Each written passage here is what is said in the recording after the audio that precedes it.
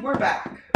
I'm Spider from Crescendo Games, and this is the 11th chapter of Book 3 of The Dragon's Fire. So, Tasha should be on in a minute. I'm right now just running around and posting the link everywhere just to see if anyone will come on. If you don't, that's fine. If you do, we'd love to have you. How is everyone who at some point may actually be seeing this? Sure isn't now, but that's all right. That's okay. Give me 1 second. What's up? So, we are in the middle of, well, hopefully this is going to be the second to last session. We will see. I'm not sure yet. We'll find out, won't we? We'll find out if it's the last one. We will see. So, I am going to post links while we talk. Hope everyone is okay. I am excited because this means that we are going to be, I think this is the last session. I think it is, or second to one. I am not for certain because it kind of depends. So far, 2 out of the 3 people are no longer heroes; they are legends, and so now we're waiting on Tasha to finish that up. We'll see if she does that today.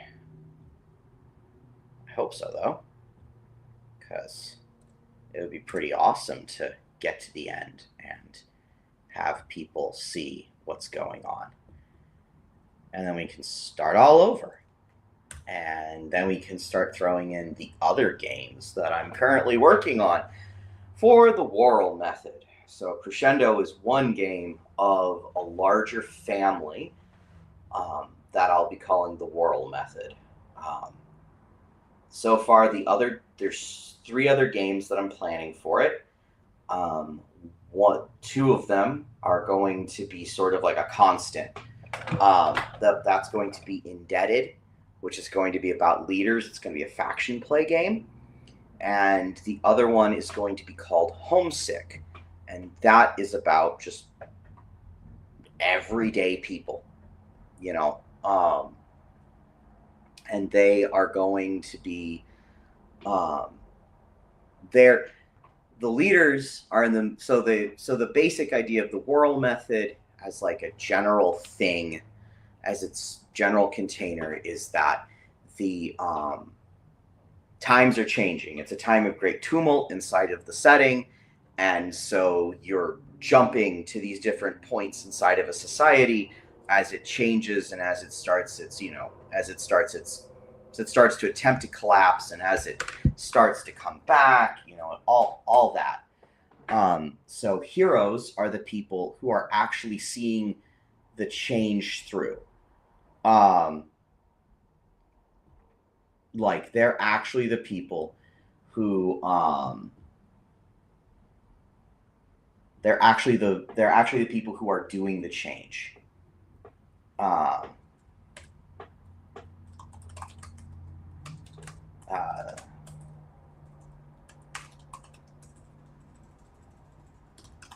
And so they're actually like the ones who decide what that change looks like, for better or for worse.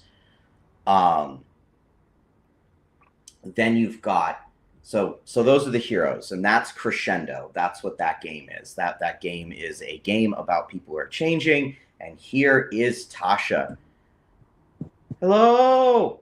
Hello. Long time no see. Yeah. But you're back. Yay. And no one else is. Yeah. Funny how that works. That's all right. They're all legends now. So it's just you. So we're going to see if we can wrap you up today. And then next session, maybe we can get all three of you in the same in the same like environment again. Maybe. I don't know. I don't know. Stranger things have happened. Fine, I'll just break the world. It's fine. It's fine. It's fine. Your mic's kind of muted. Not sure what's going on there. Mhm. Let's see here. Try that again. Hello? You're a bit better. I can't increase your How's mic that? level any Work further. better? It's fuzzy. It's kind of fuzzy. Oh. Well, that's as best as I'm going to get right now. Whoa, that was worse. What the heck did you just do? Uh, You're dropping in and out like crazy. I don't know. Wherever you're at in the house, it ain't working. Let me try connecting to the call again. Okay. All right. See how this goes, right? We'll see how this goes.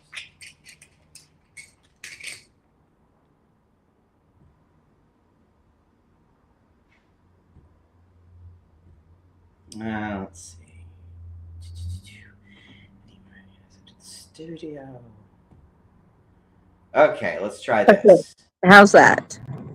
Better. Yes. Okay. So Junior's dead.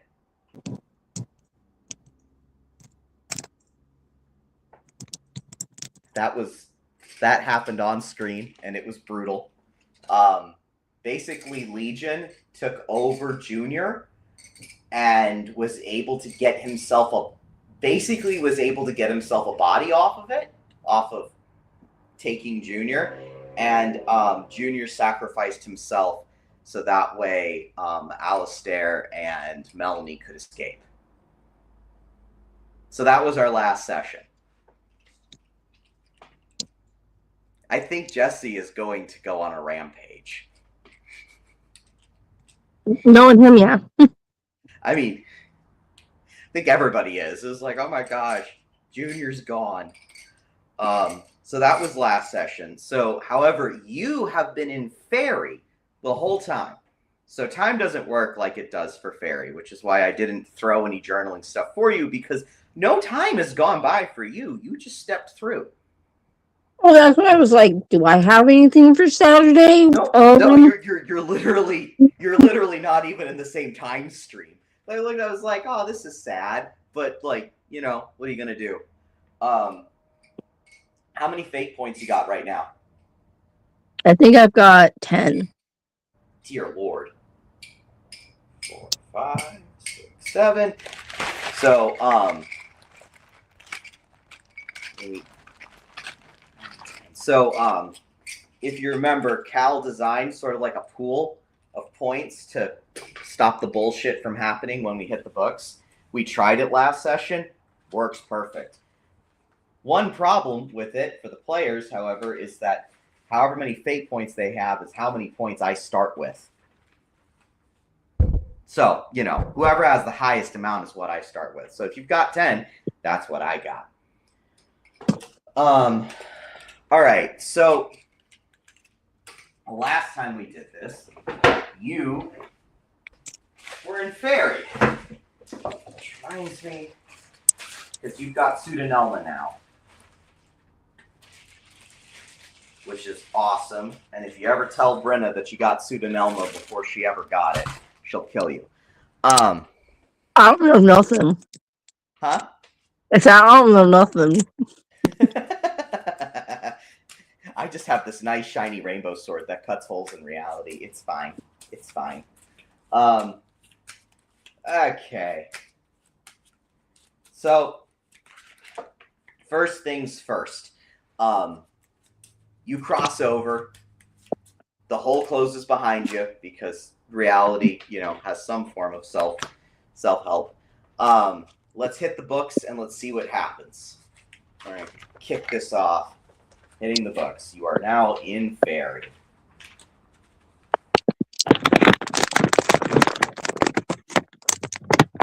I've got Artur is injured by an ex-lover and collapses.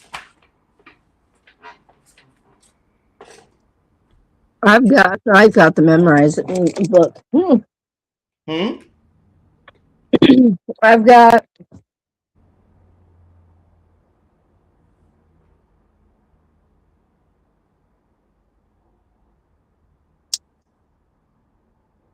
yes.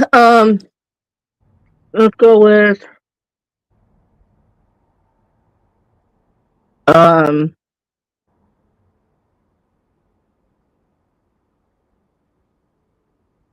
is that one this one? Okay, so I guess I've got In the Labyrinth We Go.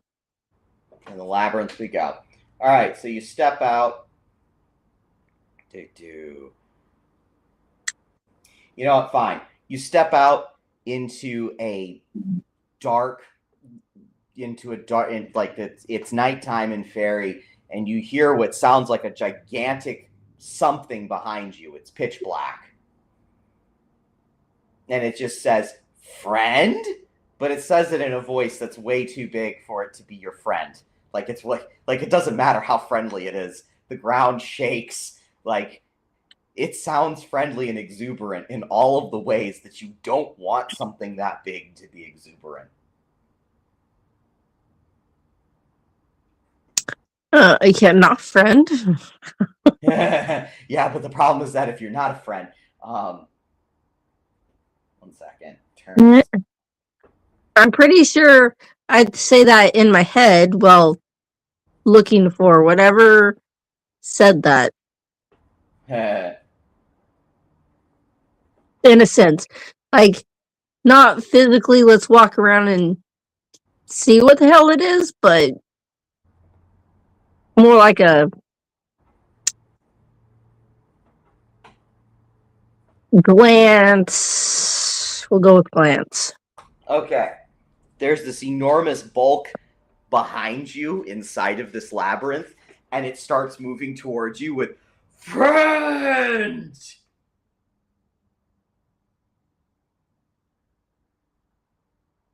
Yeah, nope. I said, yeah, nope.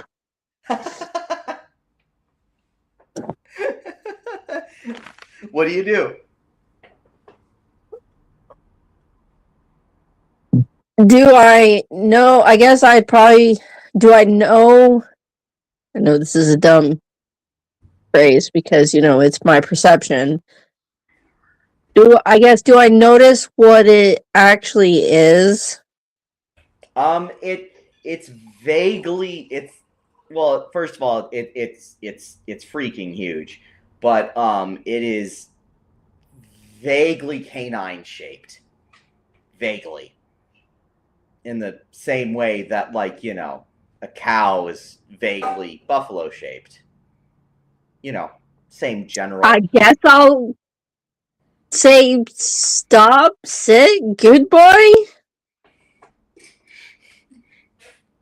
It says sit, and it kind of, you can sort of see this in the shadows and in the gloom. Its head kind of do this. That head's way too big. Way too big. Way too big. Like, sit. Play. Want play. Want play. Want play. Well, I guess I don't know the movement. This is just guessing. I guess maybe I come upon it's toy and I throw it. Oh, okay. All right. You find this gigantic red ball that's about your size. It's also way too heavy for you to just pick up and chuck, but if you can, like, sort of push it. hey, something, okay? Like,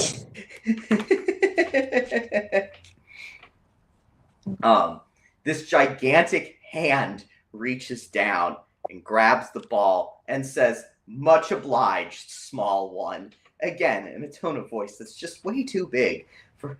Just picks it up and chucks it, and you realize that there's like some huge person right next to you.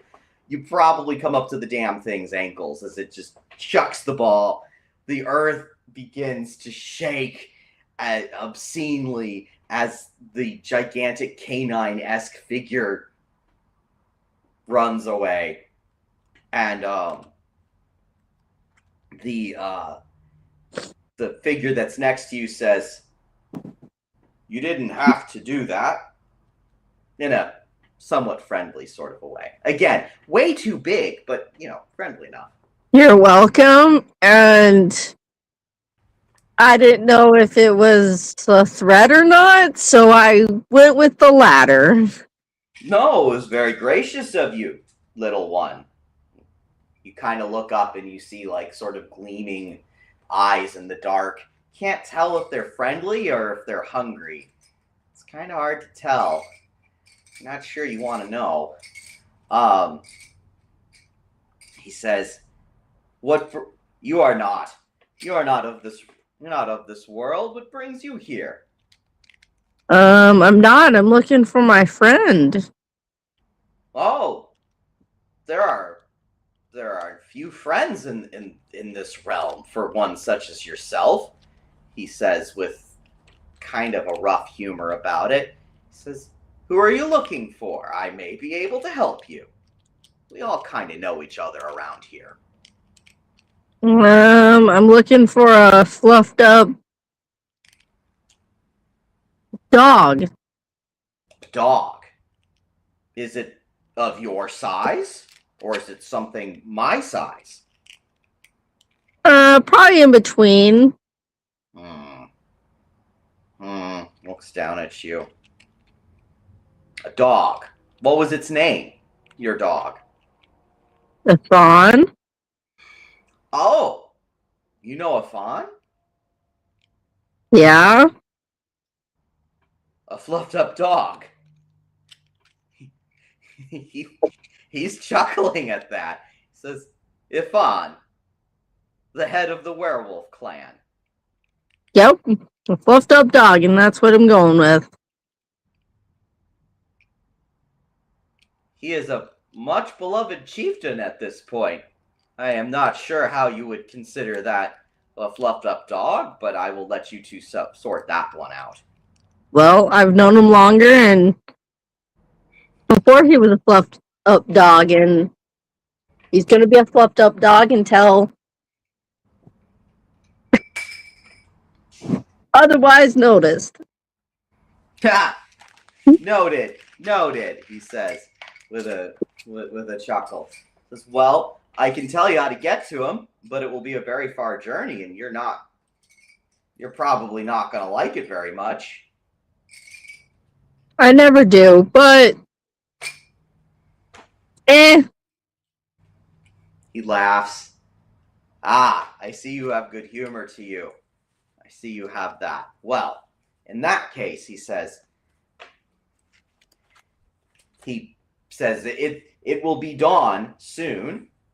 I suggest waiting until then. Once the sun has come up, you follow the sun until midday and you rest. You do not follow the sun past midday because it will no longer help you. Follow the sun until midday and catch your sleep. This is I wouldn't call it a friendly realm, but in general, unless you are running across one of the great hunt, you need not fear much while asleep. Awake is a completely different problem, of course.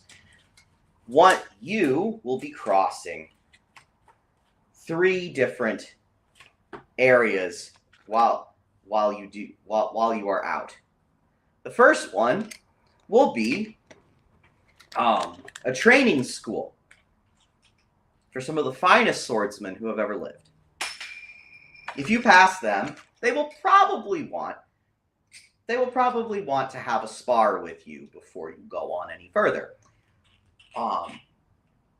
The second one will probably be the Land of the Sun, where our very own luminary, who is not available at the moment, rests.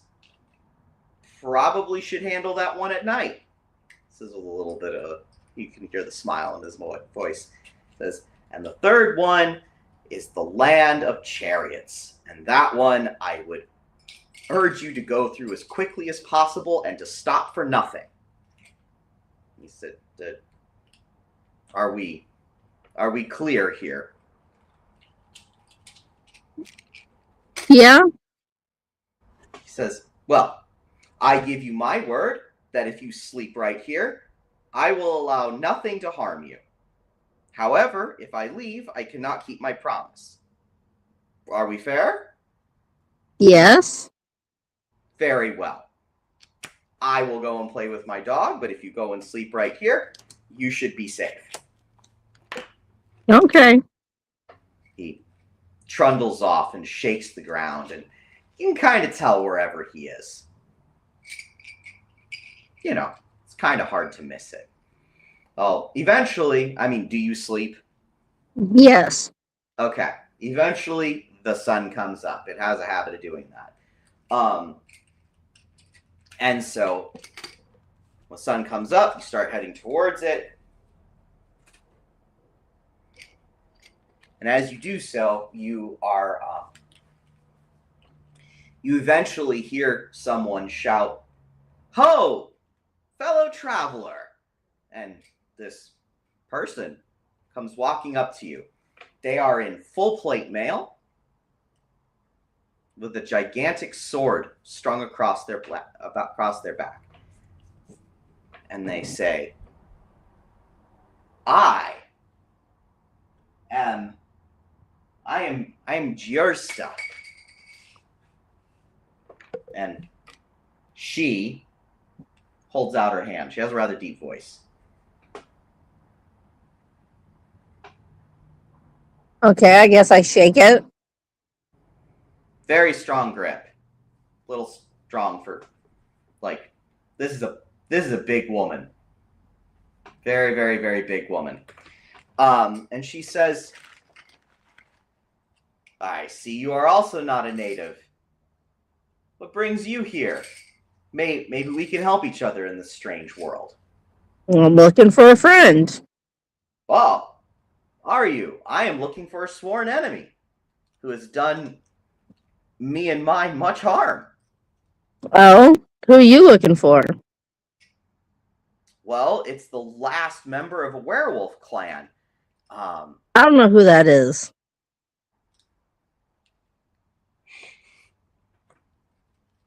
She says, he ate my husband and children back in the day. And I finally found him here in Fairy. Oh? He is at the head of his own clan and much beloved, and I don't care. I'm here to kill him after everything he's done.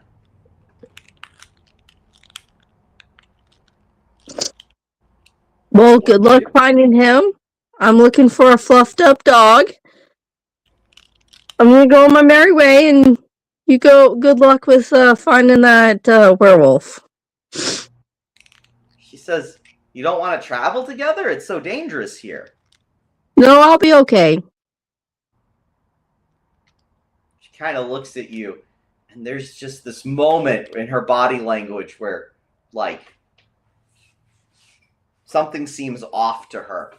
She says, how would a dog get into Fairy? Well, time, space, magical swords. Magical swords. Is that sword, she asks, pointing at at Pseudonelma, is that magical? No.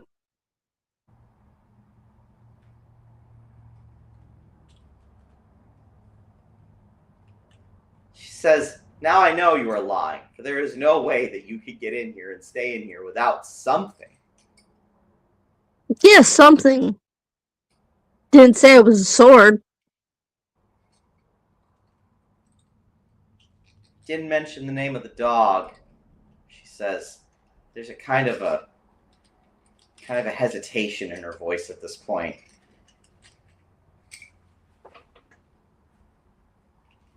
Well, you didn't ask.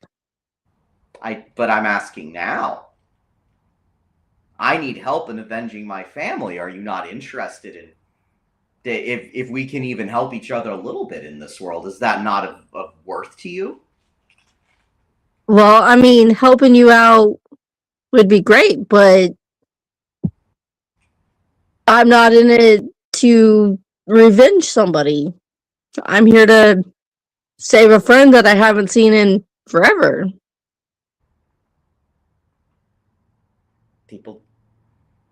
She gives you this, like, she's in full plate, but her manner says that she knows a lot more. Like, she ain't stupid. She ain't stupid. Plate mail. She says,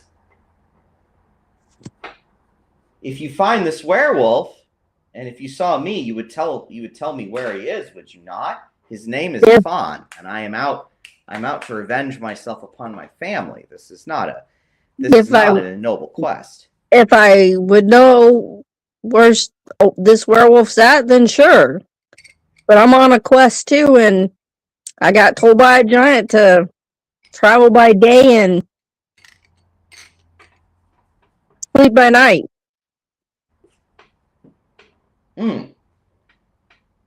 That's the first friendly person I've heard in Fairy, she says. Sounds suspicious. Sounds very suspicious.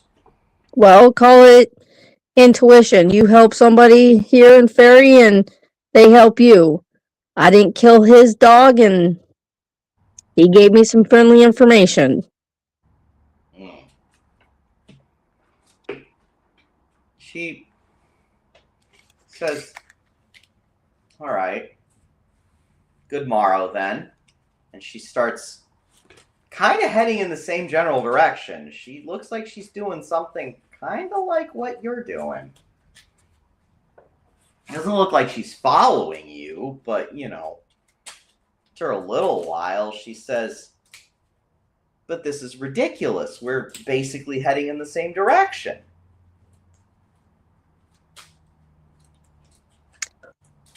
Well, who knows that maybe we'll split off. I don't know. She nods slowly. A day goes by like this. It's rather tense because you can tell from her body language that she is watching you closely. And that big black sword on her back, you don't like it. Something about it gives you the willies, but you're not quite sure what. Never mind the fact that it's a big black sword. It's just something about it doesn't seem right. But the night comes, the sun comes up into midpoint, which I'm assuming you'll stop. Yeah. Okay. And she doesn't. She continues on and she stops. She says, what are you doing? Why are you stopping? I'm following the friendly advice that I got. You can go on. She nods. All right. And she heads out. Spend the rest of the day in a glade. So you've been kind of walking through a path in some woods. Come even time.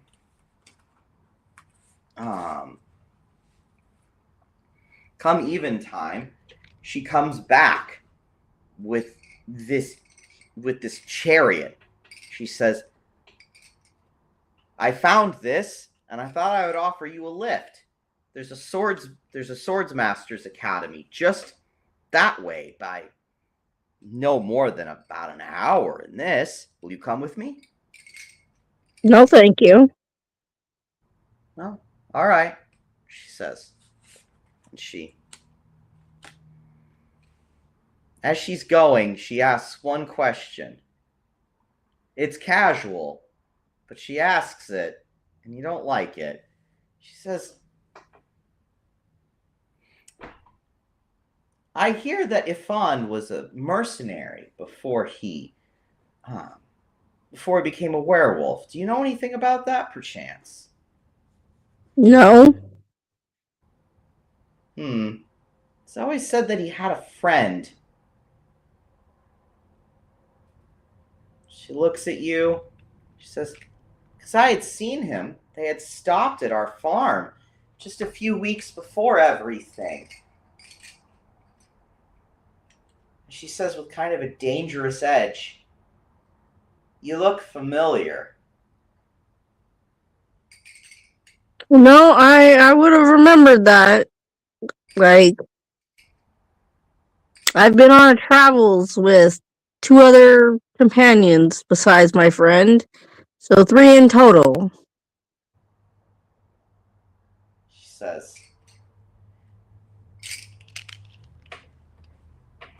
She whips the chargers and they come right at you. She don't believe you. She knows something's up. They're bearing down on you. What do you do? What do I do?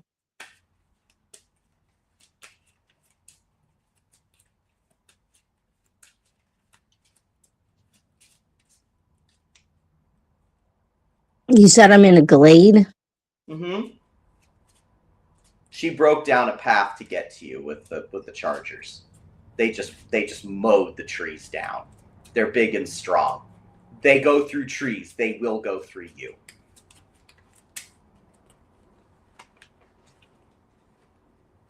Like, that's not even a question.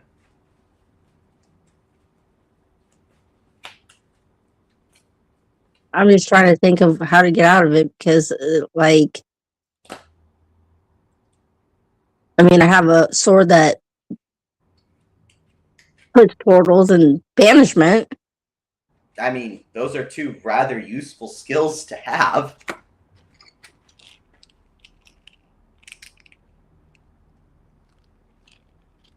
Well, I guess a long shot, and I guess maybe I tear out of.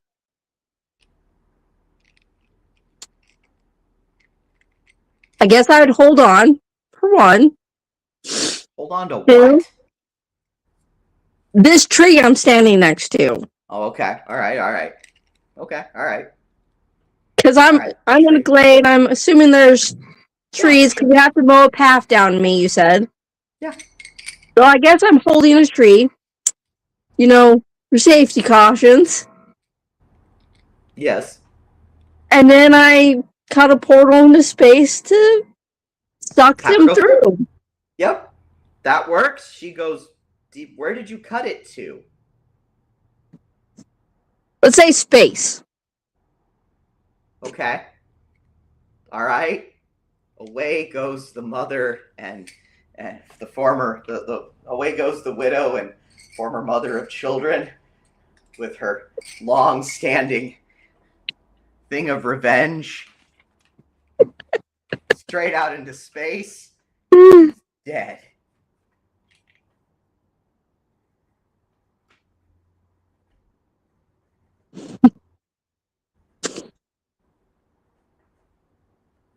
I am writing that down because that seems like something that should come up years from now and bite us all in the ass.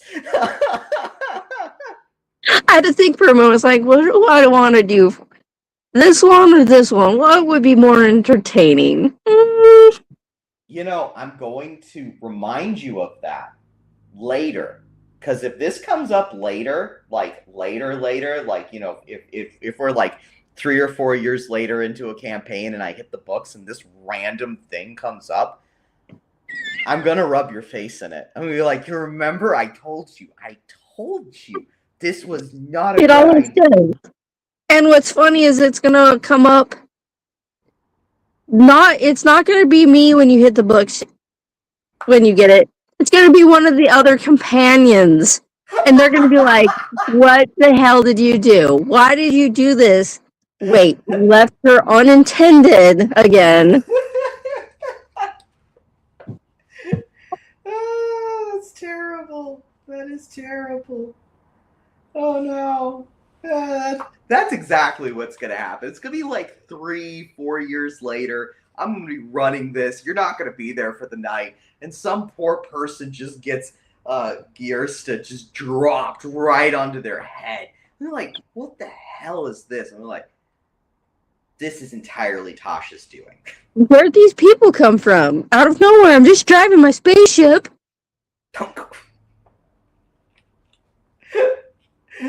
Well, we're gonna put a pin in that. We'll see if we come back to it in the next few years. I kind of hope we do now. Like, I'm not gonna go like looking for it intentionally, but if it comes up, I'm gonna laugh. I'm gonna laugh so hard and be like, "That this figures." We wondered if this was gonna happen, and here it is. So yeah, Gearsta goes straight into the void. Good job.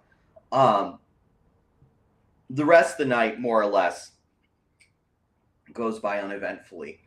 Sun comes up, you follow the sun, you show up in front of a you show up at the gates of this magnificent castle. I mean, it's a bright, sparkling place. It's square in the middle of your path. You really can't get around it without, going through the underbrush, which I really don't suggest, because idiots don't go through the underbrush of strange forests. And someone from the gatehouse calls out, "What are you doing here? State your name and business." Well, my name doesn't matter, and I'm looking for a friend. Your name does matter. You're here in the land of fairy, where all we have are names. My name's unknown, and I'm looking for a friend. Big furry dog. What's this furry dog you're looking for? He's the head of his clan, I hear. There are no furry dog clans here. Are you referring to a werewolf clan, perhaps? Perhaps I am. Oh. Well, what's his name? Furry dog. Furry dog. Nods and sighs. He'll know who I'm looking for when I meet him. Will he now? Will he? He kind of says, "Well, then, if you're going to be coming through our domain, you must consent to being the veracity of your claims must be verified. We do not just let anyone go through our domain and use our bridge and use our roads. We must know that you are safe for those for those with us." Well, go verify. I'll wait. Yep. A few minutes later, come out two enormous dogs. They stand at about like the shoulders at your head. They come out. They're big. They look pretty damn scary, although, they seem friendly enough. He says, "Well, if you will consent, they will search you and they will know the veracity of your claim." Okay, go for it. Okay. They start to sniff you. They're sniffing you over. And one of them kind of looks back and makes a slight whining noise. And he says, "You did not tell us you have a pre-existing artifact on you. Never mind that you were looking for Ifan, the head of one of the werewolf clans here." Well, you never asked what was on me. You just asked what I was doing here and who I was looking for. He says, "Well, if you are that deceptive, we will have to take the sword from you." I wasn't deceptive. You just didn't ask. I shouldn't have had to have asked you, Charles, he says. And Hey, with that, you said what I was asking for, and if my claim was true, you had to search me. Not the fact that I had an artifact. You would have an asked honest what I soul had would have on known to have me. an honest soul would have known to have declared it, he says, and with that the dogs lunge. With him coming up behind. What do you do? Well, these dogs are annoying, I guess, in a sense, because banishment for them. Are you using the spell? Sure. Love the way that you just so casually say sure. Lovely. All right. Let's do it. That's your will stat. That is your will stat.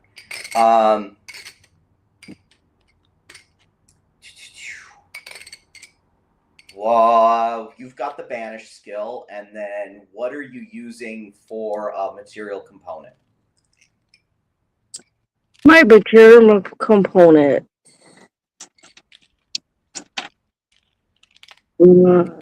Stat.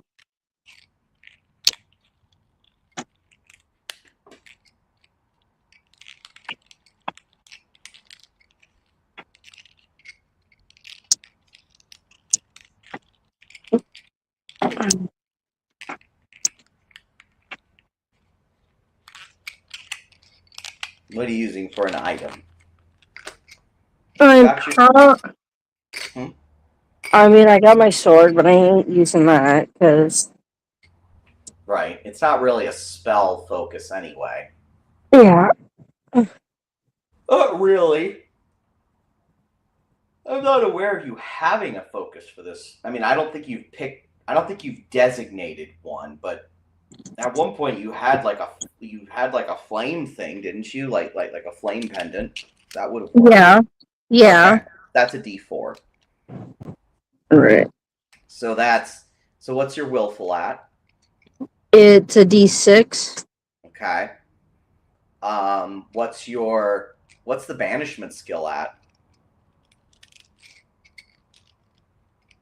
It should be at a D4, Okay. That's if not a D6. It's one of the two. okay. You don't have your sheet on you, do you? No, it's upstairs. Well, go grab it. I'll wait. I don't know where it's at upstairs right now. Oh, that's different. D4 it is. That's why it's like it's one of the two, and if it goes to a D4, it's fine. I mean, Okay. it'll make up For for D4. with the rest of them. So you are using it specifically in a combat situation where you are trying to banish multiple things at once. I am not aware of you ever having done this before. No, other than when I focused on the asteroids, and that was my focus for That's true. All right. making Yvonne go to Barry. Well, yeah. Well, that's still like one target, but like the whole ceiling going. I still think it's different enough because they're actually like coming at you, as opposed to, oh my goodness, the ceiling is falling, like banish Yeah. the ceiling. These things are actually like coming at you with their own wills, and they're able to like resist you on their own. So why should you take the top two? Why should I take the top two? Yep. Well, because I'm annoyed for one, and two, one of my traits relies off of banishment. Which one? Or does it not? I don't know. Because I thought I switched one of my traits because of banishment, because it was the hardship of losing Yvonne, and I had to debate what was good and not for magic. Oh, one of your beliefs. Yeah, all right. So this is one of those like I think this falls within my purview. All right. Go ahead. Roll the 3, take the top 2. Okay, so D6, D4. D4. You're trying to be DC 9. Okay. That's not a good combination of things.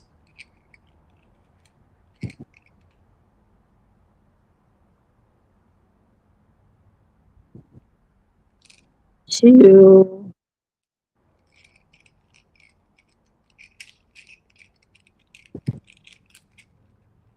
10. Jeez Louise. Okay. So that grants me a point. All right, so just on the dogs, though, right?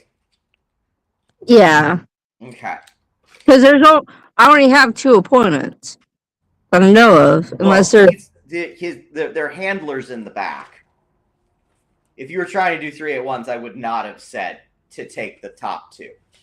No. As far as I knew, I was only going after the 2 that were Okay. after me. All right. I've got, so hit the books. I've got Visculas, also known as space whales. Came down from Tuntamenta. That's not ominous at all.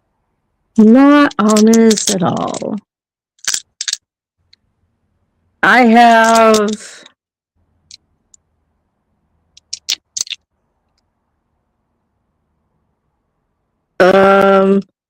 Junior comes down from the sky. No, he doesn't. Not anymore. No, but that is the passage. So I'm such an ass. Anyway, so you wink them out. Where did you send them? I have no clue. It's just one of those. Oh shoot! Go away! Go away! Just go away! Well, I'll go away when I can go about my merry day and find my friend. Right. So when you do that, they vanish. But then there's like this rumbling under your feet. It sounds like something is coming up from under the ground. Oh, good. And the guy that you were talking to immediately locks the gate door without any further no further ado. What do you do? Because you need to get through this castle or try. So you've got whatever's coming up from beneath. You've got the gatehouse, and you could try and cut through the underbrush, but God knows what that's going to do. Underbush. So there's a space between the gate and the ground. Gate. Is that what you're saying? No, there's a gatehouse, there's the moat, and there's the rest of the castle. You could try in the middle of this forest. You could try and go through the underbrush and just hope you don't bump into something. Well, if it's a normal gate, I'd just climb it. All right, so you're gonna try and climb the gatehouse. It's an interesting thing. You never said what the gatehouse looks like, so why not climb it? Okay, that's true. Because in my head, I'm thinking it's an old cathedral or something style. I was thinking of just sort of like a stone Well, even if it was stone, there would still be I'm not telling you no. I'm just oh right, oh okay, okay. So you start to climb it. I will cut you a deal. Because it doesn't fit the myth, but it does fit into your beliefs. I I will let you climb the gatehouse if you take, let's see here, 1, 2, 3, 4, a level 4 fear from looking behind and seeing what it was that came up that you're now safe from, but it still scares the shit out of you. Well, I would say I would take my fate points and go, Okay, so yes, you're taking the deal, but you're burning the points. Yes. Okay. Are you burning 3 points to get a hit the books, or are you burning 6 points to not do it at all? I'll go 6 points for not doing it at all. This is fair. This is fair. You look behind you, and it is this enormous thing. It's got sort of this general body shape of a whale, but it's got these enormous tusks coming out of the side. It looks like pincers. It's kind of like an odd combination between a whale and a centipede. It's really, really, really freaking horrifying. There's thousands of eyes on its face. It's the stuff of nightmares.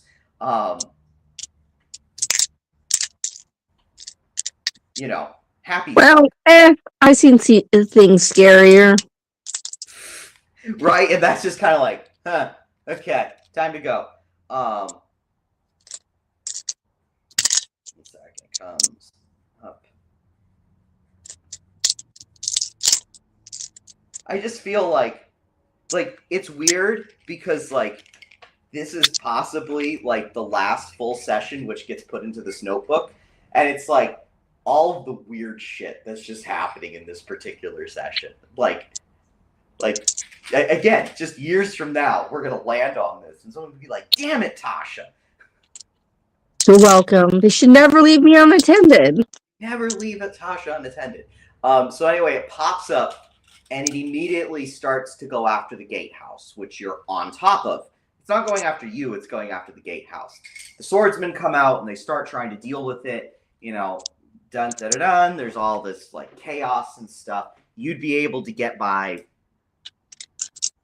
pretty easily inside of the ensuing chaos. It wouldn't be that it wouldn't be that difficult. Just wouldn't be that difficult. Right? There's this huge thing going on, right? And all this fighting is going on as they're fighting whatever the hell that thing was that just came up out of the ground. You're just like, time to go, time to go, time to go. So, however, soon thereafter, the sun starts to go into the sky, and now you have to stop. You can hear a lot of fighting in the distance. Whatever this thing is, and whatever it was doing, it's taking time to bring it down. Around nightfall is when you stop hearing it. You stop hearing the fighting. So most of the night goes by all right. You hear some music off in the distance somewhere or whatever, but for the most part, you're pretty unmolested. Next day comes up, and you start off again. Someone comes up to you out of the middle of the trees, saying, "Hail!" They're trying to wave, and they're trying to be like, "Hey, don't attack me, please." There's a very deliberate "I'm friendly, don't kill me" going on here. What do you do? Hello? How can I help you? Oh, I was lost in the woods, and I saw this path, and so I just came out. And I really, I'm just glad to have survived. You can tell he's lying. He was not lost in the woods. He did not just happen upon you. Yeah, what were you really doing in this forest? Perhaps he looks at you and he says, rather distrustful, don't you think? No, I just know how Faye works, and your mannerisms don't say you just were lost in the Fae. He smiles and he says, I know you're looking for Ithan. I'm looking for him too. And if you will but lead me to him, I will make it worth your while. I'm not going to harm him. What are you looking for a fawn for? Well, how do you know I'm looking for a fawn? He says, my masters are well acquainted with you and your talents, Raphael. We're very, very well acquainted with you. You have done mighty things. Oh, do remind me. Who's your masters? Oh, Verjobin sends his greetings. He finally made his way from the judgment seat after you sent him there. I wish merely to examine his body. You will find that he is older and not far off. I do not wish to harm him. I wish to do nothing to him because I know of the rage you would fly into if I tried that. So instead I ask to be able to examine the body, because somehow there is a whole clan of werewolves here inside of Fairy that don't ever need to change. And my master would like to know why. If you'll just let us examine the body, I can help you get past. I can help get you past the land of the sun more quickly. You can get to your friend faster and safely. No thanks. I don't know how Faye works, and if you were, as a couple old dogs said, you would have been truthful about why you were lost in the Fae. Or as you like to say, I wasn't lost in the Fae. You were doing whatever. I had disguised myself because I did not wish to start a battle with you. I still don't. We are both looking for the same person. And we can may be looking for the same person, but you're still hiding something, and I can tell you're still hiding something. Well, we wish to examine the body to see, we wish to examine his body to see why he cannot change back into his human form. It'd be very useful information for us. Well, no one said he couldn't transform back into his body. So, again, you were misinformed. We know he can't. Well, and you know he can't. I'm not going to say I do or I don't. You can go on your merry way and I'll go on mine. Why do you shakes his head. He says, why do you insist on it? You want to talk about hiding information? You lived with him for months. You know he can't change back. We know you know this. Why are you lying to the Ovalan like this? We've been opponents in the past, but we both need to get to him. So I don't really see I have no need to kidnap him. If we were opponents in the past, you would know what's coming. So goodbye. What do you do?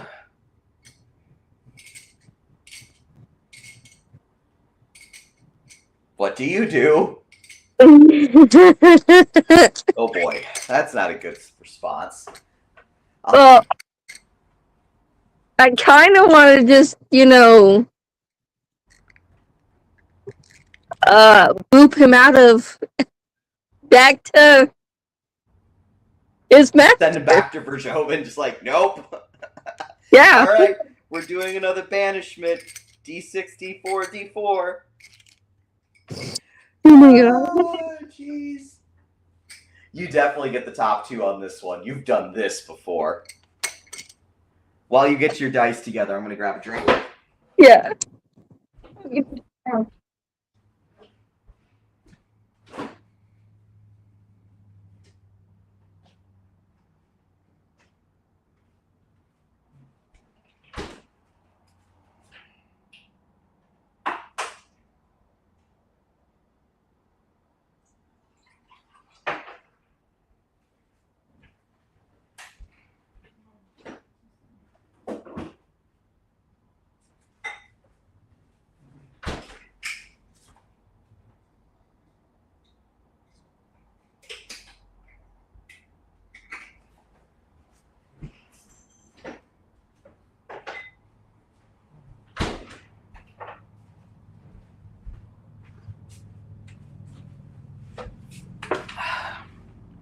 All right. All right, what you got for your rolls?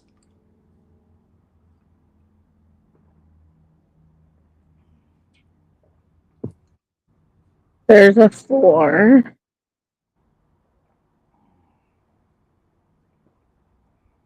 There's a 3.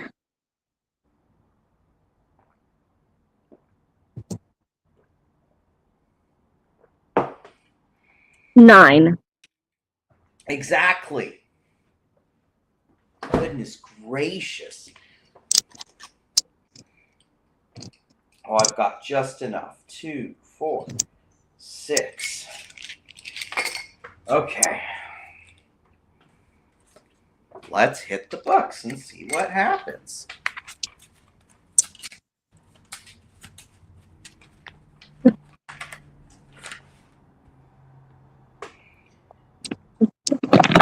Dryads present undead repelling fruits.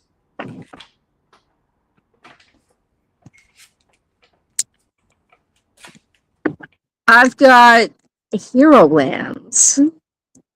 You got what? I got Shoots Out of Cannon and Hero Lands. Damn it. So, you just wink him out of existence. Just winks, gone. Just gone. 1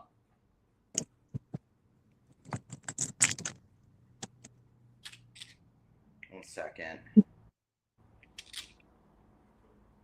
Maybe people shouldn't annoy me. I mean, wouldn't get banished and sent to the base. Yeah, right in the face, really. So when you do that,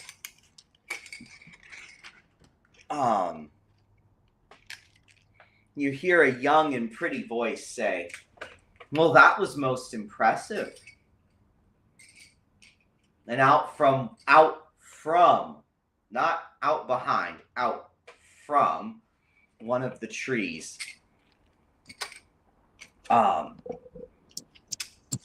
comes this pretty young woman. She says, "I see you are a hero, intent on a quest." She smiles. "Excellent. Excellent." Sure, we'll go with that. She walks up to you and kind of places a hand right on your chest, very gently. She's nothing aggressive, just very friendly. She's very friendly to you. She's very friendly. She says, "I hear you are looking for Ifan, the head of the werewolf clan." She says it without any. There's nothing even remotely there's nothing even remotely like manipulative about it. She's just saying it like it's a fact. Well, that's what people keep telling me. That's what you said, she says, smiling as she kind of runs a finger down the middle of your chest. I haven't stated anything. I stated that I'm looking for a fluffy dog, and people keep telling me I'm looking for a fawn. Very well, very well. Keep your secrets, she says. However, the way you're going, you're about to go through the land of the sun. She says, it's a hard journey. You won't like it. She says. Well, Says, I can show you the fruit of a tree, which if you cover yourself in its juices, you can make your way through the land of the sun unharmed. No thanks. No thanks. All right. Very well, she says. Very well. That's fair enough, I suppose. She says, but remember this. You may not necessarily like having refused me later. She kind of gives you the look that like somebody gives like a piece of cake that they really, really, really want to eat, but like they can't, and they feel bad because they want the cake. Except she's looking at you, so yuck.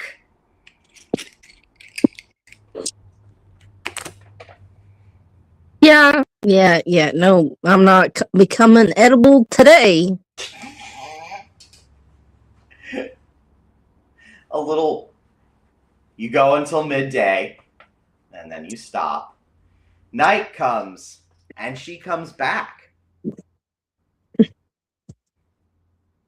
And she says, good Sir Hero, I'm cold. Keep me warm. You can keep yourself warm. All by yourself. Is there nothing I can offer you? She says. Nope.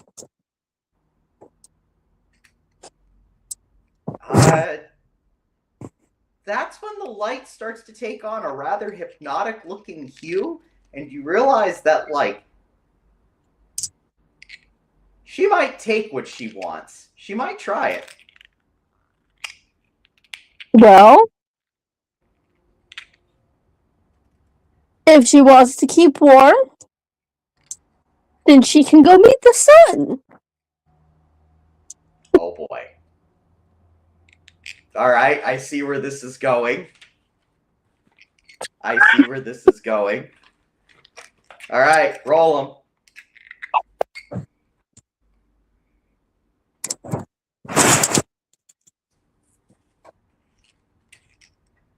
That's a 3. That's a 6. That's a 4. Okay. That is 4. So that's a 10 in total. Yes. Okay.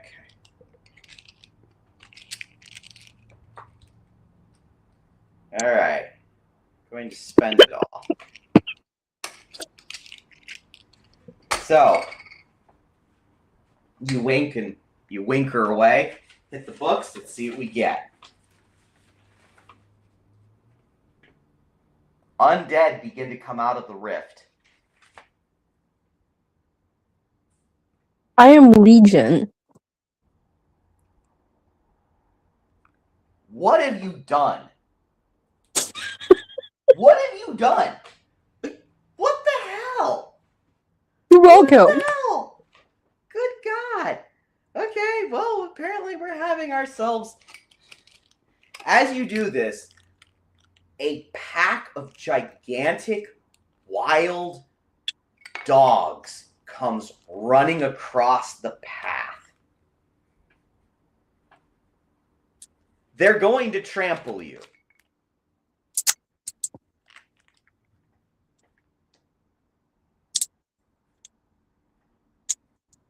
What They're do you going to trample me.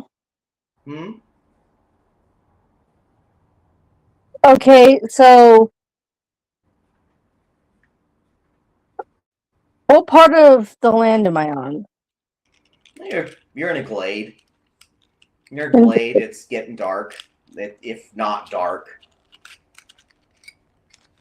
Well, I guess I'd jump up in the trees. No, you don't. Because the trees start to shake you off. You banished one of their sisters. No, you don't.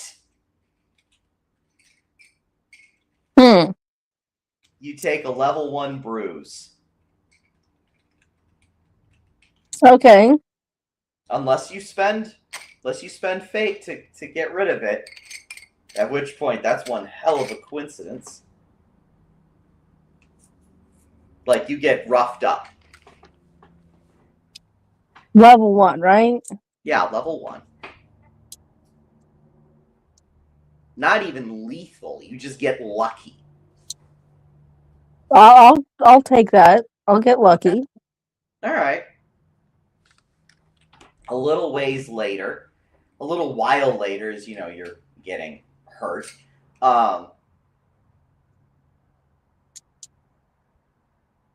Gigantic wild dogs comes across the.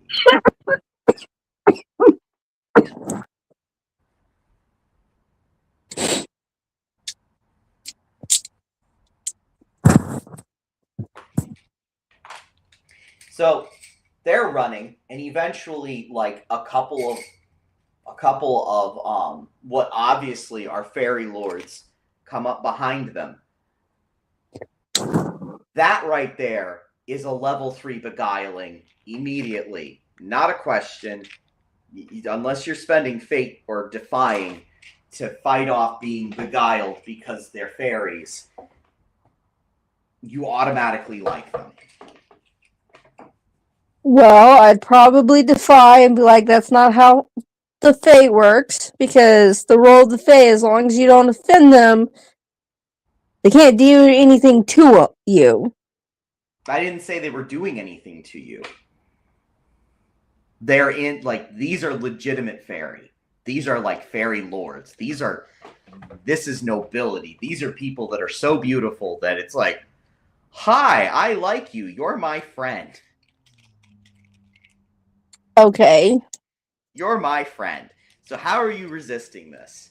How am I resisting that? Well, for one, I think resist. Let me think for a minute. Hold on.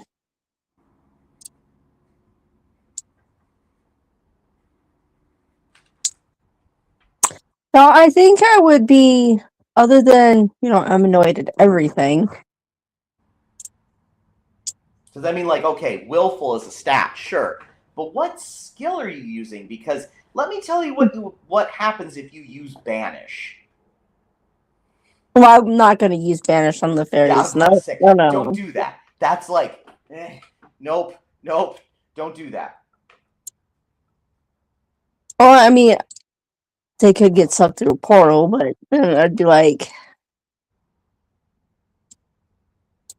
where do I send these people? No, hold up. Now I want you to try it. Please, let this whole session go right to hell in a handbasket. Banish a fairy lord from his domain and see what happens. Please.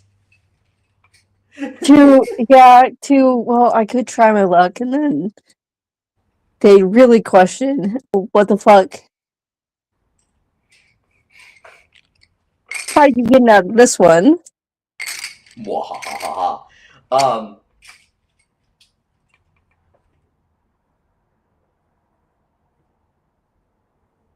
So, what skill are you using to resist? My skills would be,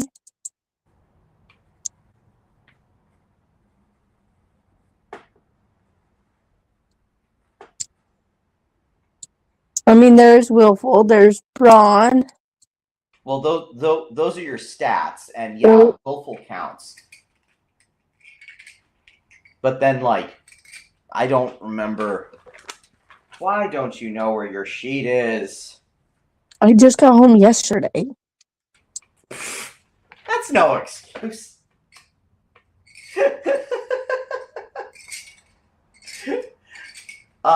Trying to think. I think you had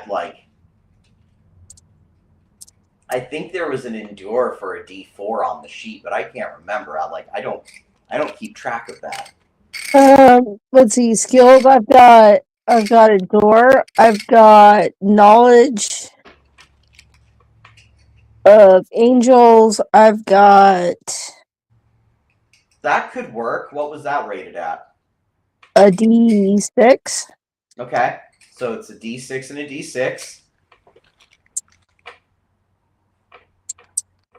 And then for an item, you could use Pseudonelma in this particular case. Pseudonelma has very powerful beguiling properties itself, so you could... Yeah, I could use that itself. So it's a D12. So 2 D6s and a D12? Yep. And then...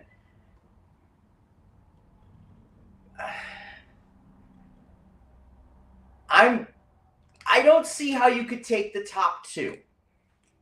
You're like really on the back foot here. This is not a situation you're set up for, like, at all.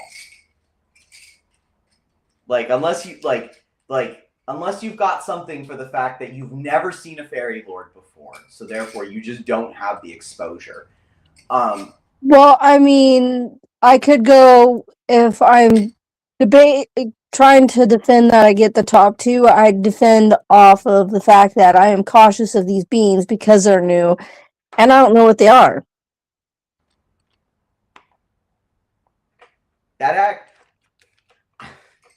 No, that don't work for me. like not knowing what they are makes it worse, because it's like, oh my god, they're gorgeous. What the hell is this? Why are they so freak? This isn't like running into an angel, which is terrifying. These things are slick and different, and yeah, I don't see it. It would be one thing if you'd been warned ahead of time, and if you had something to kind of if you knew what to do with them, but you're true. Yeah, this is kind of one of those oh shit moments, as opposed to I've prepared for this. I know what I'm doing here. It's Faye. It's not like the tree land of the dream. So yeah, I'm saying bottom two. Sorry, I just don't see it in the fiction. I just don't. Okay, so 11 don't count because that's... Ouch. Ouch. That's 6. 6 in total? And that's... Well, I have 3 dice. Right, so you take the bottom two. Because I've got the 12, I've got the 6, and the 6. Right, so what are your... I just rolled the 2, and I'm rolling my 3rd. Okay. So that's 11, 6, and a 5. So I got 11 in total. Holy shit. Oh my goodness. 2, 3, 4. Your rolling is nuts. Apparently I'm loving the 11s tonight. Dear Lord. Jeez. Alright, well that gives me 5 points. I spend 3 of them. So you manage to resist. You're not automatically so let's hit the book, see what we got. 3 days I stood my ground.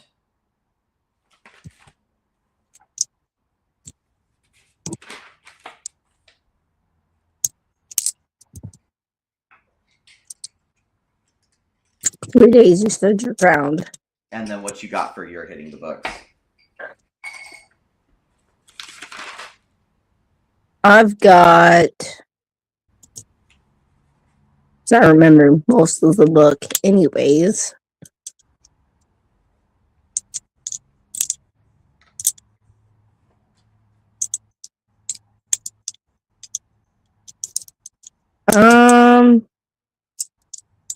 I've got the Watchers send a message. Okay. They stop and look at you, and they think about you for a second. And then one of them says,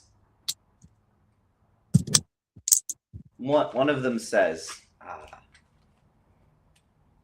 to you, I see you're about to go through the land of the sun. I am. Tell him for me. If you will tell him for me that his hound has been found, I would be much appreciated. And so would he. And he goes on. Goes on as in walks off? Just goes on. Fairy Lord leaves. Just, hey, okay. You tell him this, he's really going to like it. Okay.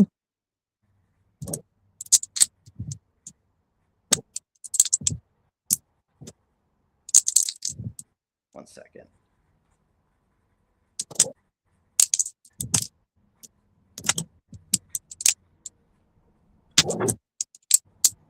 So, next day dawns, literally, and after a few hours of heavy walking, you're in the land of the sun.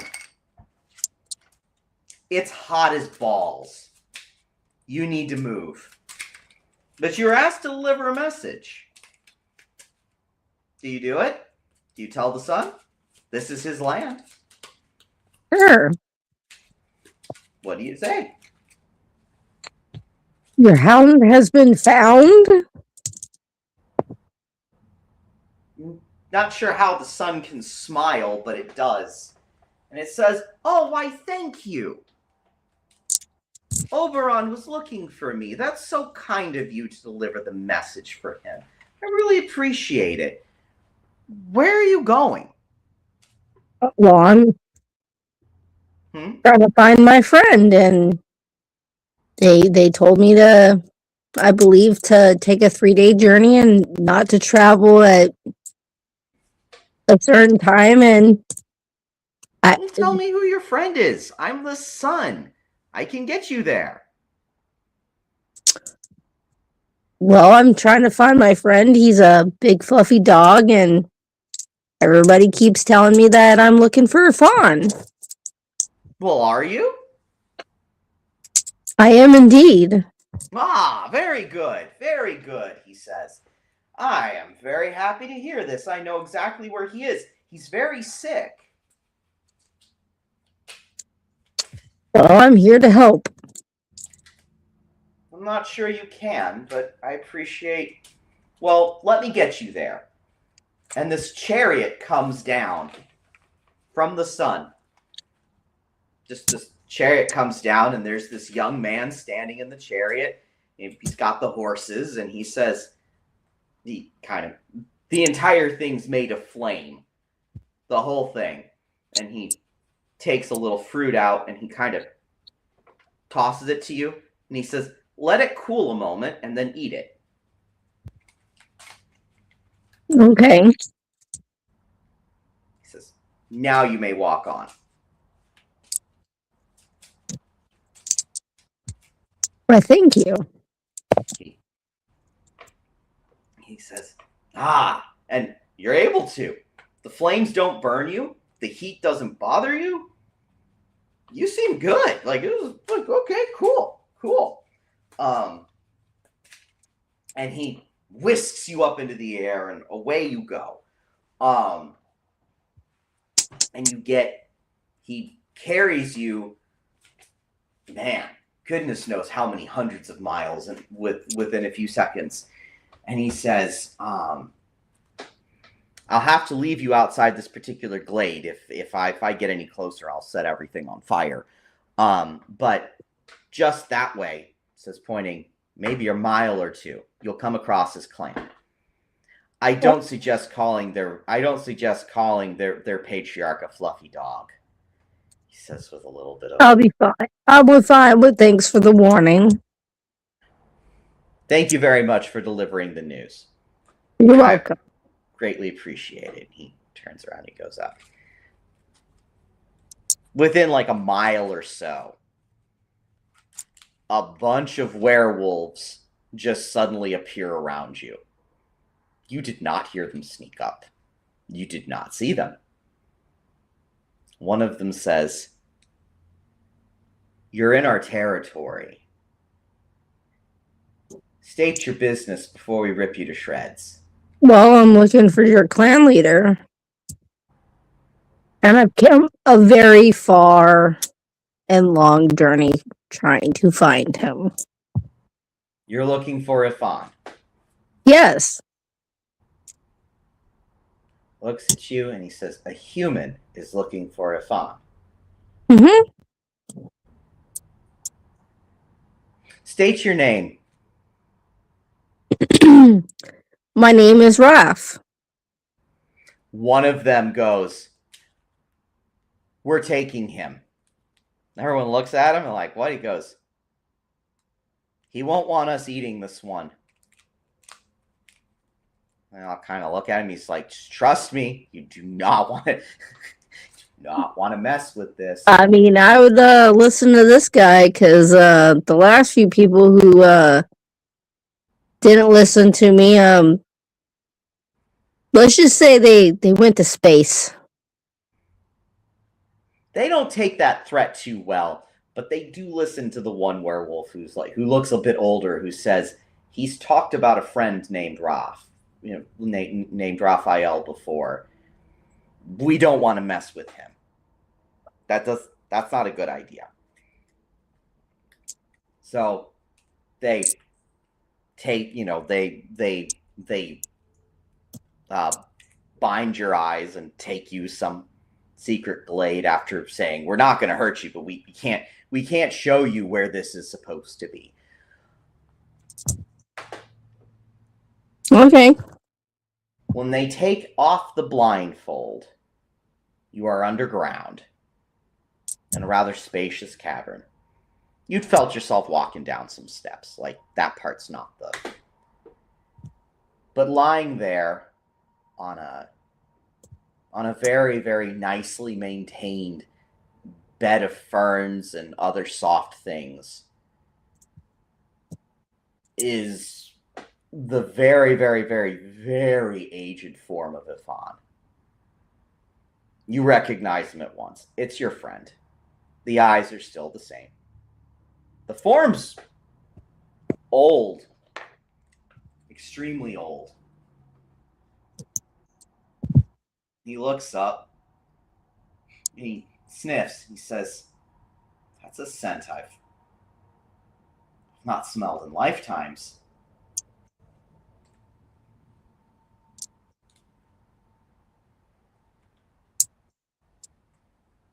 What do you do? No, it hasn't. It's been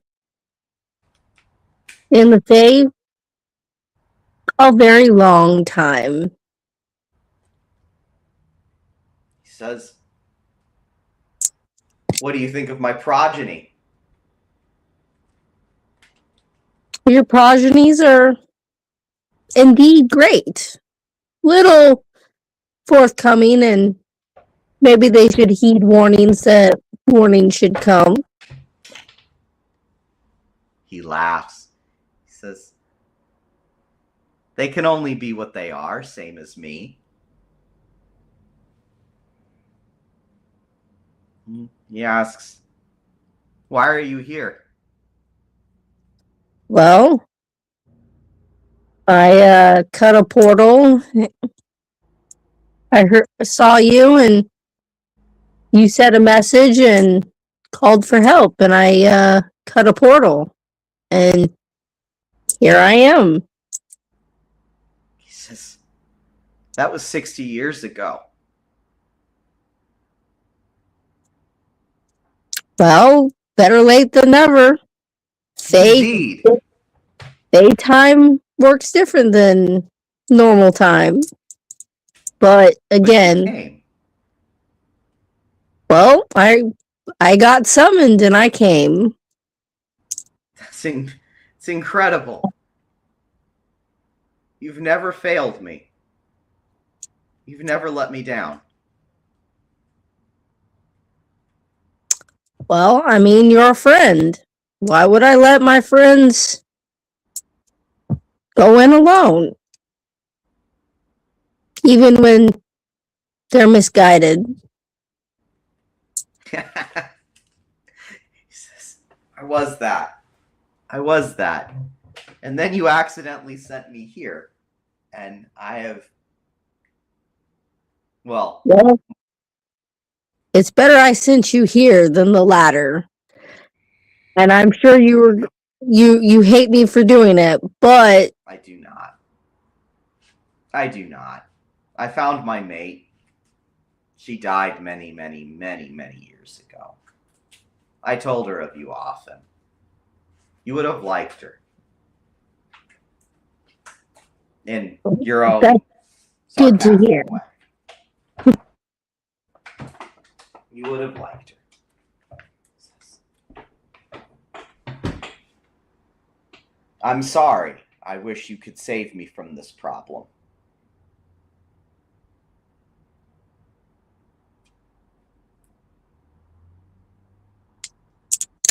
And what is your problem?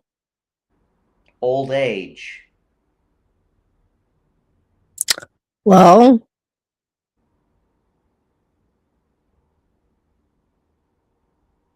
old age comes with time. Maybe I'm here to say goodbyes and send a friend on. I don't know what I did to deserve that. He says, I genuinely don't know. I've left a trail of bodies behind me that is truly disturbing. Even when you sent me here, I still had to fight and scratch my way into. What did I do to deserve you? Well, maybe you didn't deserve me, but everybody needs that one person that says, hey, I'm an ass. I'm misguided.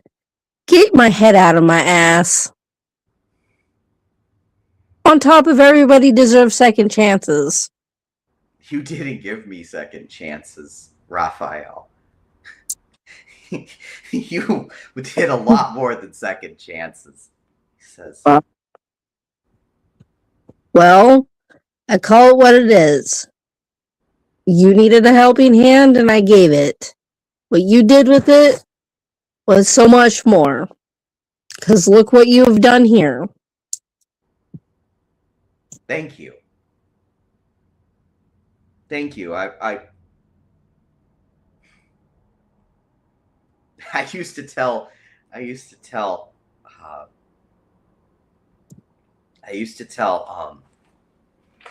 Elise, he says, all about you. I used to tell her about how you hadn't given up and how I needed you to not give up, how I needed you to not give up, and how angry I was at you for that because I thought I was done for, and you kept not giving up.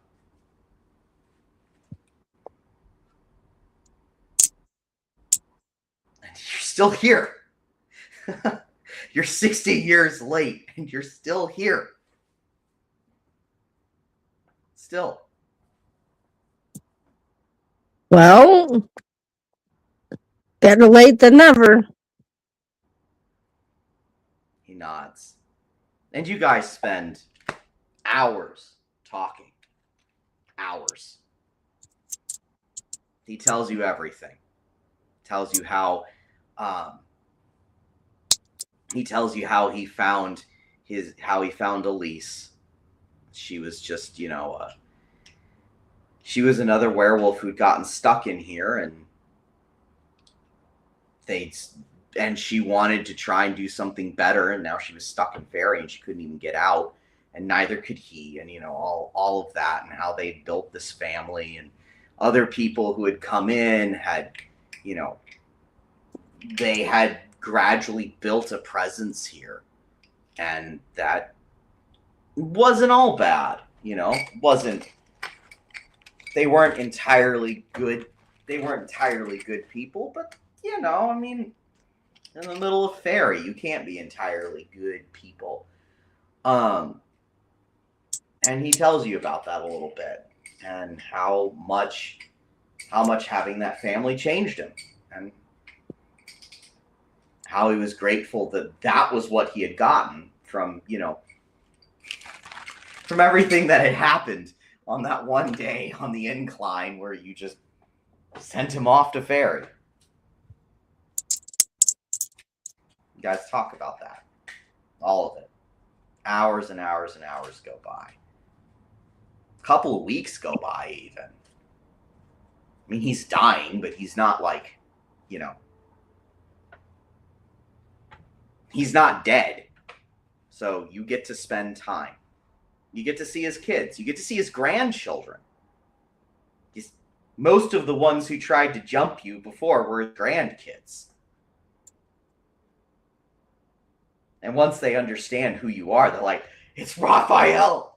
Oh my goodness, he showed up! Like, this is a real thing.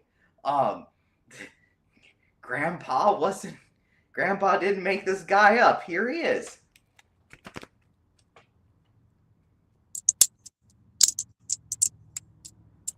But eventually, it's time. One evening, you just know. What do you do? What do I do? I mean, you know, you can tell from looking at your friend. It's not long. Well, I mean, I think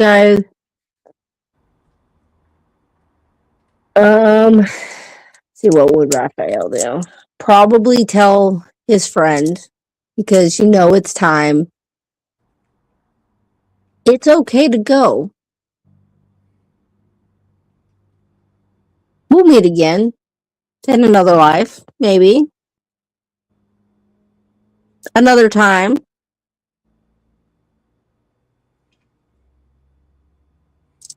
Like that. He says kind of roughly and quietly. He's lying there, shivering. Just maybe be a little less arrogant. Fuck you too. Fuck you too, he says. Now you're just telling me not to be myself. Well, everybody needs to go out with a smile and a laugh on their face, not dreary, old, and moody.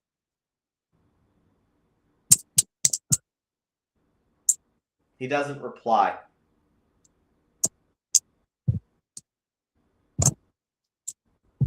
His eyes didn't close.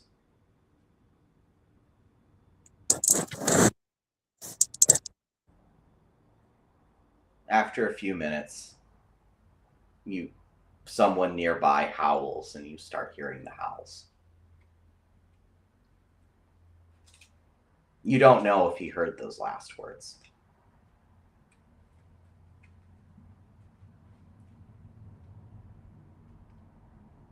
The funeral is a bonfire. It's a couple of days later. They send him off in style. And then you find out what a werewolf party is like, and then you realize you really shouldn't stick around because that shit's gross. And you don't want to know what they're doing. Peace. But one of them, one of the grandsons, as you're, looking around and realizing what this whole thing is turning into, and that you don't want anything to do with it, comes running up, and he says,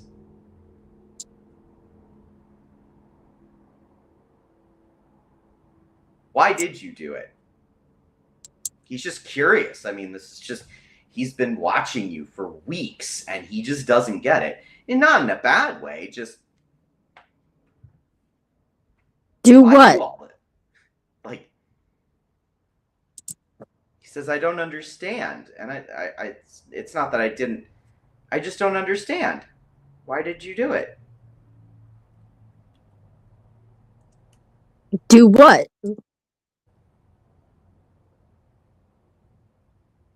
Save one of us. So many times. Because a wise old man once told me to never give up. Because somebody always, the minute you give up is the minute that you give in.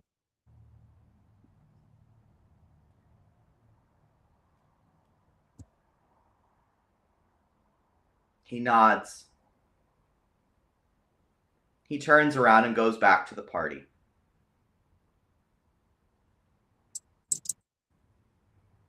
It's gross. You don't want to stay. Not staying. Good. You turn into a werewolf within a few minutes, and not because they were trying to eat you. So we'll cut the session. I mean, I'm assuming you're cutting. I'm assuming you're cutting your way out with Pseudonoma. I mean, you can just. Yeah.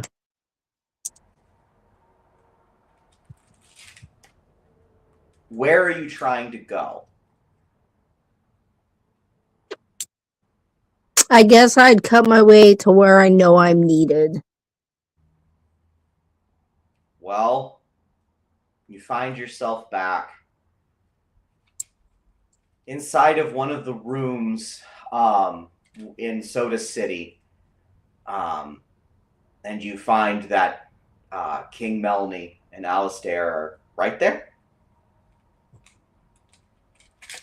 And they look up and they're surprised to see you because you've been missing for a couple of weeks now. And they say as much. It's been a few weeks. Like, where the hell did you go? About a month. You want to know? Making legends? Going on adventures? Banishing people to space? That's never going to come back to bite us anyway. All right, we're going to cut the session there. Because I think that's...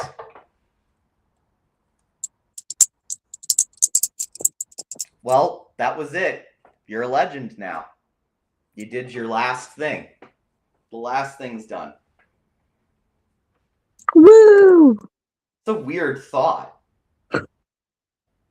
Like, here we are. Like, the next session is us figuring out, like, what you guys go on to do.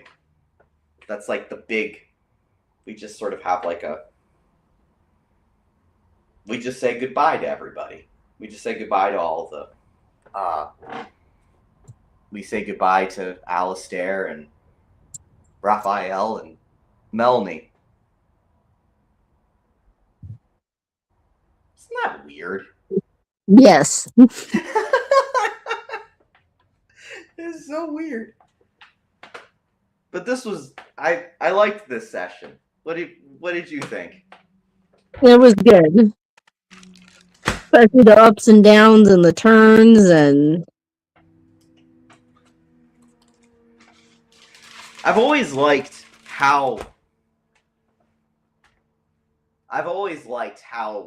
utterly altruistic Raphael was about everything.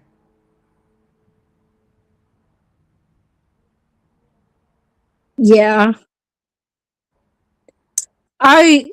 Raphael's character, I was kind of like, okay.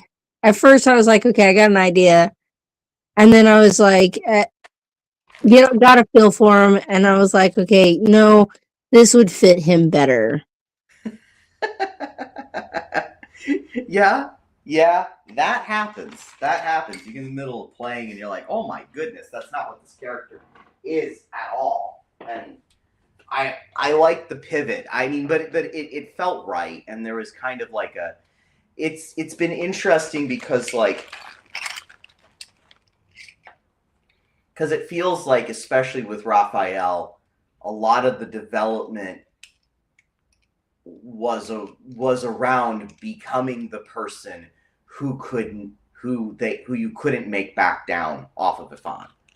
Like, if that makes any sense. Yeah, no, in that aspect, it felt right. Like, it's not like some of the other characters where it's like, okay, whatever, it's a relationship. I can get a new one. Right. But with Raphael, it was, if he didn't have that relationship with Yvonne, I don't think the character, especially Raphael, as we're talking about him, would be a character. Yeah, no, I agree. It was definitely an interesting, like, it was an interesting thing to be heroic about, if that makes any sense. You know, Yeah. so, like, this is the thing that forged Raphael, and it's actually a rather unique path I've seen for crescendo characters. I've never seen somebody become a hero specifically because they wouldn't back down off a friend like that. I've seen a couple of things that are kind of like that, but not like this, where it was like, no, I'm willing to stand up to a god for this person. No, I'm willing, but at the exact same time, it wasn't that you were ever uncritical of Ifan. If anything, you got more critical. Yeah, no, and it was like, yeah, no, F you, you're not, nope, I don't care. Like, there was definitely like, Raphael didn't just like, he didn't stand up for Ifan. He put himself in those situations of, are you really gonna do that? you idiot, you fucking moron, what are you doing? Like, and it's first, not, that's evil. Second, that's stupid. Right? Well, it's not like if Raphael didn't care for his life, because he did. But at the same time, Raphael's character shows through time and time again, if you stand up for like your beliefs or your relationships, you'll prevail in the end. Yeah. No, I mean, there is a definite, like, I don't know, it's like one of those rare, because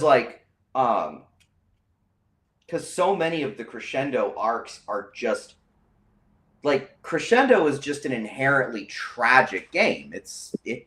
Tragedy is baked into the mechanics.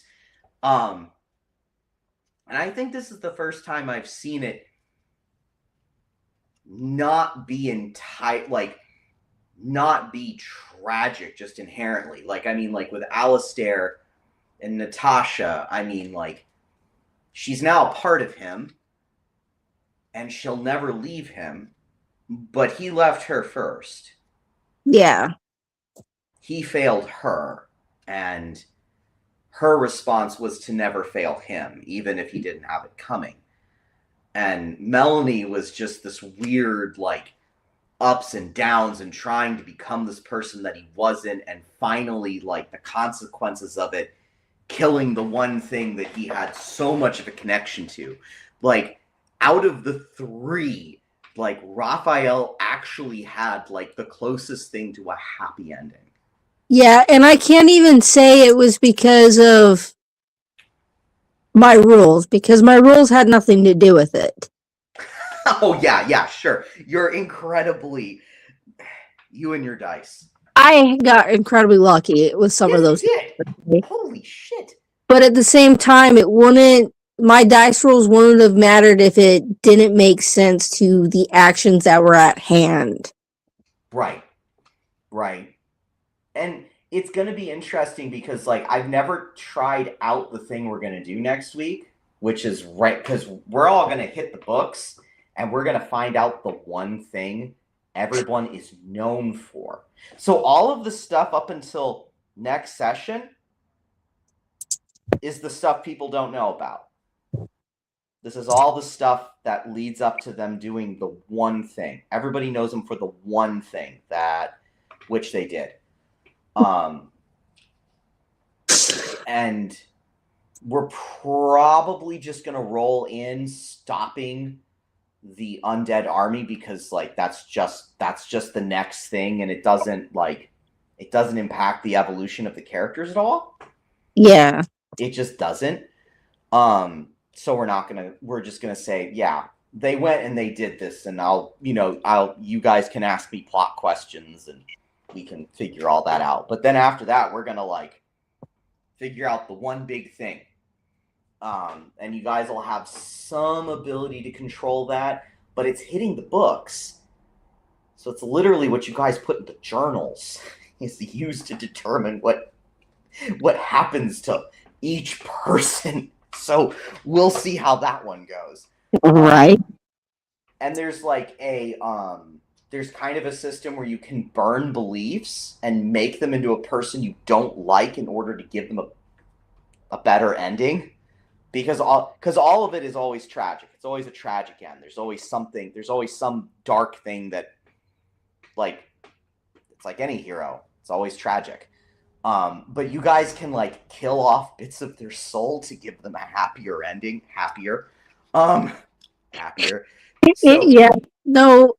Next week it's gonna be really interesting, especially how all of our characters grew up to this point, especially Raphael's, because like yes. What happened? Like it's just going to be interesting. Like it's going to be really interesting because like up until this point, we've had these people and we know who they are and we know who they fought to become and we know what they want to be. And next week we find out, where's it all going? What did it all go to? What's the end? Like what's the thing that everybody knows them for, that but we know them from, no, like Raphael was this mercenary who like, found this friend who'd been unfairly taken advantage of and was being used, and he decided that enough was enough, that it just wasn't going to happen, and he just kept doubling down on this and becoming this like, he did all of this for his friend. So like whatever it is that he does, on some level he did it for his friend, but I have to go to the bathroom and I have a kitchen to clean. So I'd love to keep talking about this, but nature is calling. I need to get off. Go pee and go get that kitchen cleaned. Thanks so much for playing this out with me. I really appreciate it. You're welcome. We'll talk more in a minute. Talk to you later. All right, bye.